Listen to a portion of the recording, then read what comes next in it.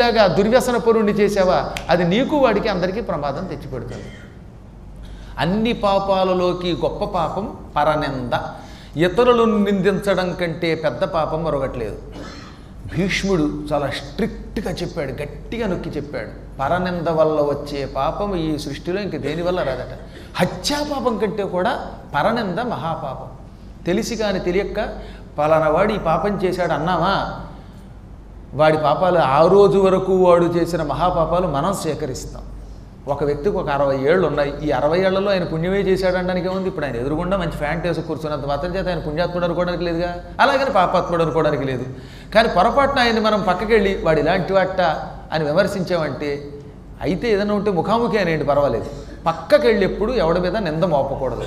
మోపామా ఆనాటి వరకు ఆయన చేసిన సకల పాపాలు మనం స్వీకరిస్తామట. నింద మోపేవాడిని భీష్ముడు పందితో పోల్చాడు. పంది ఏం చేస్తుంది? ఎక్కడ మలం ఉంటే అక్కడికి వెళ్ళి దాన్ని స్వీకరిస్తుంది.